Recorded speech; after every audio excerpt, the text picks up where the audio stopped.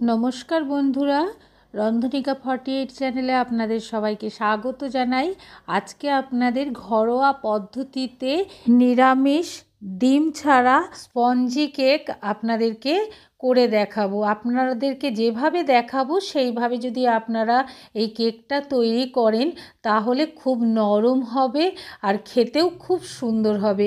আর মাপটা আমি ডেসক্রিপশন বক্সে আপনাদেরকে লিখে দেব, আপনারা অবশ্যই একবার করার আগে ডেসক্রিপশন বক্সটা দেখে নেবেন। তার আগে আপনাদের কাছে একটা অনুরোধ রইল, পুরো রেসিপিটা দেখবেন, কেটে কেটে দেখবেন না। কেটে কেটে দেখলে একটু মিস করে গেলে কেকটা ঠিকঠাকভাবে করতে পারবেন না।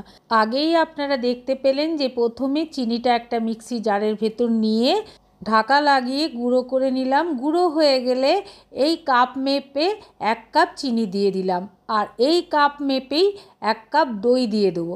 আপনারা যখন করবেন যেই জিনিসে মাপবেন সেই জিনিসে চিনি আর দইটা একই মাপ দেবেন। দিয়ে মিশিয়ে নিলাম। মিশিয়ে নিলে এই রকম হবে। তখন ইলেকট্রিক বিটারের সাহায্যে একটু বিট করে নেব। আপনাদের কাছে যদি বিট করার জিনিসটা না থাকে তাহলে হাতে করে ঘুরিয়ে নেবেন। ঘুরিয়ে নিয়ে যখন একটু পাতলা হয়ে যাবে তখন বাটার দিয়ে দেবেন 1 চামচ। এখানে কিন্তু আমি অল্প করে বাটার দিয়ে করলাম। এখানে বাটারের পরিমাণটা যতটা বেশি দেবেন ততটাই ভালো হবে। আবার কিছুক্ষণ বিট করে নিলাম। বিট করা হয়ে গেলে তারপর 50 ml দুধ দিয়ে দেবো। দুধ দিয়ে আবার কিছুক্ষণ বিট করে নিতে হবে। যখন বিট করা হয়ে যাবে তার ভেতরে একটা বাটির ওপর ছাকনা দিয়ে দেবো। দিয়ে তার ভেতর ময়দা দিয়ে দেবো 2 কাপ। ময়দাটা দেওয়া হয়ে গেলে 50 গ্রাম কোকো পাউডার দিয়ে দেবো। দিয়ে একটু চেলে নিতে হবে। আপনাদেরকে কোকো পাউডারটা দেখিয়ে দিলাম। এই কোকো পাউডারটা আপনারা কিনে করতে পারেন। তারপর দিয়ে দেবো 1 চামচ বেকিং পাউডার। তারপর দেব বেকিং সোডা 1/2 চামচ মতন। আপনাদের এই মাপগুলো আমি পরে ডেসক্রিপশন বক্সে দিয়ে দেবো, দিয়ে আপনারা দেখে নেবেন। তারপর চালা হয়ে গেলে ভালো করে মিশিয়ে নিতে হবে।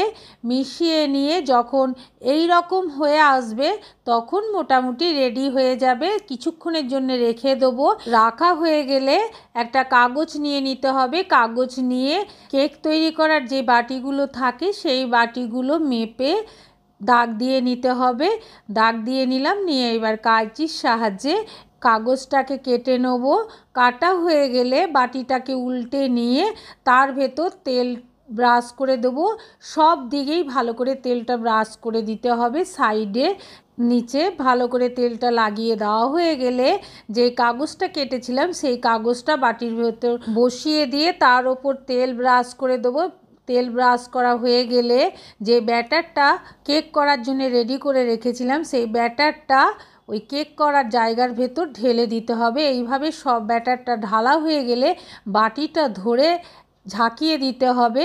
ঝাঁকিয়ে দিয়ে একটা টুথপিক নিয়ে নিতে হবে। টুথপিক নিয়ে ওপর থেকে আস্তে আস্তে দাগ কেটে দিতে হবে। এতে কেকটা না খুব সুন্দর নরম হবে। আপনারা দেখে বুঝতে পারছেন নিশ্চয়ই। এইভাবে টুথপিক দিয়ে আপনারা দাগ কেটে দেবেন। আর গ্যাস ওভেনে কড়াই বসিয়ে দিলাম। কড়াইটা ভালো করে গরম করে নেব ঢাকা দিয়ে। তারপর 10 মিনিট ভালো করে গরম করে নিতে হবে। গরম হয়ে গেলে ঢাকাটা খুলে নেব। তার ভেতর একটা স্ট্যান্ড দিয়ে দেবো। স্ট্যান্ড দিয়ে এইবার কেকের জায়গাটা বসিয়ে দেবো। বসিয়ে দিয়ে ঢাকাটা দিয়ে দিতে হবে। ঢাকাটা দিয়ে প্রথমে 10 মিনিট হাই ফ্লেমে করতে হবে। তারপর গ্যাসের ফ্লেমটা কমিয়ে 20 মিনিট করতে হবে। তাহলে মোট হবে আধ ঘন্টা। আধ ঘন্টা পর ফিরে এলাম। এবার ঢাকাটা খুলে দেবো। আপনাদেরকে দেখিয়ে দিচ্ছি কেকটা দেখুন কত সুন্দর হয়েছে। আপনারা এইভাবে মাপ অনুযায়ী যদি করেন তাহলে বাড়িতে ঘরোয়া পদ্ধতিতে ঘরোয়া জিনিস দিয়েই কেক কিন্তু খুব সহজেই তৈরি করা যায়। একটা টুথপিক দিয়ে আপনাদের দেখিয়ে দিলাম। টুথপিকের গায়ে কিন্তু একটুও লেগে যায়নি। খুব সুন্দর হয়েছে। এবার আস্তে আস্তে নামিয়ে নিলাম। নামানো হয়ে গেলে স্ট্যান্ডিং পয়েন্টে কিছুক্ষণ রেখে দিতে হবে ঠান্ডা করার জন্যে। আপনারা এইভাবে কেকটা খেতে পারেন, কিন্তু আমি এখানে আপনাদেরকে ঘরোয়া পদ্ধতিতে খুব সহজে ক্রিম তৈরি করা দেখাবো। বাড়িতে এখন সবারই ফ্রেশ ক্রিম থাকে, সেই ফ্রেশ ক্রিম দিয়েই আপনাদেরকে কেকটা সাজিয়ে দেখাচ্ছি।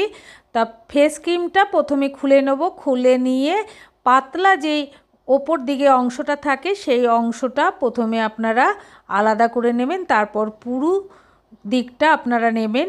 একটা বাটিতে নিয়ে নিলাম, নিয়ে মিশিয়ে নিলাম। মেশানো হয়ে গেলে আগে থেকে যে চিনি গুঁড়ো করেছিলাম সেখান থেকে 1 চামচ আর হাফ চামচ চিনি নিয়ে নেব। চিনিটা ফ্রেশ ক্রিমের সঙ্গে মিশিয়ে নেব। মিশিয়ে নিয়ে ইলেকট্রিক বিটারের সাহায্যে এইভাবে মিশিয়ে নিতে হবে। যখন এই রকম হয়ে যাবে তখন ফ্রিজ থেকে আপনারা বরফ বের করে নেবেন, নিয়ে একটা বাটিতে নিয়ে নেবেন। তার ওপর বাটিটা রেখে এইভাবে ইলেকট্রিক বিটারের সাহায্যে বিট করবেন, তাহলেই ক্রিম তৈরি হয়ে যাবে কেকের ওপরে সাজানোর জন্যে। আর আপনাদের যদি ইলেকট্রিক বিটার না থাকে তবে হাতে করেই বিট করে আপনারা তৈরি করে নিতে পারেন। আপনাদেরকে দেখিয়ে দিলাম, দেখুন কতটা সুন্দর হয়ে গেছে। কি করে বুঝবেন যে ক্রিমটা ঠিক হয়েছে? এইবার দেখুন আপনাদেরকে উল্টে দেখিয়ে দিচ্ছি, ক্রিমটা পড়বে না, না পড়লেই বুঝবেন যে ক্রিমটা ঠিকঠাক তৈরি হয়েছে।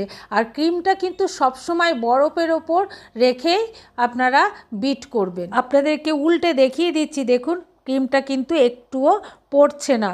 এইভাবে আপনারা খুব সহজেই কম সময়ে ঘরোয়া পদ্ধতিতে এইভাবে ক্রিম তৈরি করে কেক তৈরি করে আপনাদের পছন্দ মতন সাজিয়ে নিতে পারেন। বাজারে যেসব জিনিস পাওয়া যায় খুব সহজেই সবাই পারে, কিন্তু যাদের ক্ষমতা নেই তারা এইভাবে করে নিতে পারেন। সেই জন্যে আপনাদেরকে আজকে এইভাবেই আমি কেকটা তৈরি করে দেখালাম। কেক তো হয়ে গেছে, এবার চিনির একটা সিরাপ তৈরি করতে হবে। তার জন্য বাটিতে জল নিয়ে নিলাম, আর আগে থেকে তো চিনি গুঁড়ো করা ছিল, সেই গুঁড়ো চিনি 2 চামচ নিয়ে সিরাপটা তৈরি করে নিলাম। কেকটা তো ঠান্ডা হয়ে গেছে, নিয়ে একটা থালায় তুলে নিয়েছি, নিয়ে ওপর থেকে কেটে সমান করে নিলাম, নিয়ে মাঝখান থেকে আবার কেটে নিলাম। তারপর আর একটাও কাটা যায়, আমি আর কাটলাম না, আপনাদের একটা কেটেই দেখিয়ে দিলাম। দেখুন কতটা সুন্দর আর নরম হয়েছে। এবার কেটে রেডি করে নিলাম। অন্যদিকে নিচে অনেক সময় এগুলো বাজারে কিনতে পাওয়া যায় না, যারা গ্রামের দিকে থাকেন তারা বাড়িতে কোনো পেটি যদি থাকে এইভাবে একটা থালার সাইজে কেটে নেবেন। কেটে নিয়ে ওপর থেকে সিলভার ফয়েল দিয়ে এইভাবে মুড়ে নিয়ে তৈরি করতে পারেন। তারপর কেটে রাখা কেকটা নিয়ে নিলাম, নিয়ে ওপর থেকে চিনির সিরাপটা এইভাবে লাগিয়ে দিতে হবে। তারপর যেই ক্রিমটা তৈরি করেছিলাম সেই ক্রিমটা আস্তে আস্তে এইভাবে খুন্তির সাহায্যে সমান করে লাগিয়ে দেবেন। আমি অল্প অল্প করেই দিয়ে আপনাদের দেখাচ্ছি, আপনারা কিন্তু বেশি করে ক্রিম দিয়েও তৈরি করতে পারেন। আপনাদের বোঝানোর জন্যে আমি এইভাবেই আপনাদেরকে তৈরি করে দেখালাম। নিয়ে ক্রিমটা দেওয়া হয়ে গেলে ওপর থেকে আর একটা কেকের টুকরো দিয়ে দিলাম, দিয়ে ওপরেও আবার ক্রিম বুলিয়ে দিলাম।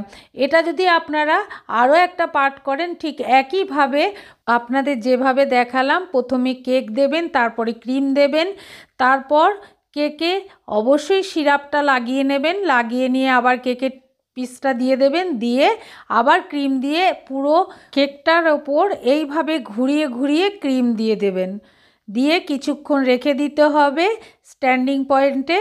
তারপর অন্যদিকে কিছু কাজ আছে, সেই কাজগুলো করে নিই। 2 10 টাকার চকলেট নিয়ে নিয়েছি, চকলেটটা ভেঙে টুকরো করে নিয়েছি, আর এদিকে গ্যাস ওভেনে গরম জল বসিয়ে দিয়েছি। তার ওপর চকলেটের টুকরোগুলো দিয়েছিলাম যেই বাটিটাতে, সেটা বসিয়ে দিতে হবে, দিয়ে চামচে করে আস্তে আস্তে নাড়বেন, ঠিক এইভাবে গলে যাবে। যখন গলে যাবে তার ভেতর 1 চামচ বাটার দিয়ে দেবেন। বাটার দিয়ে বাটারটাকে ভালো করে গলিয়ে নিতে হবে।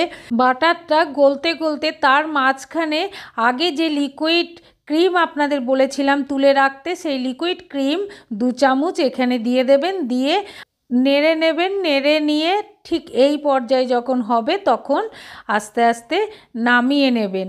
আর এইদিকে স্ট্যান্ডিং পয়েন্টে কেকটা তো অনেকক্ষণ রেখে দিয়েছিলাম, এইবার এর ওপর আপনারা ইচ্ছা মতন সাজিয়ে দেবেন। আমি কোনো রকম জাস্ট সাজিয়ে আপনাদেরকে বুঝিয়ে দিলাম যে আপনারা এইভাবে ঘরোয়া পদ্ধতিতে ক্রিম তৈরি করে ডিম ছাড়া স্পঞ্জ কেক আপনারা তৈরি করে নিতে পারেন খুব সহজেই। ওপর থেকে এবার কোণ দিয়ে সাজিয়ে দিলাম।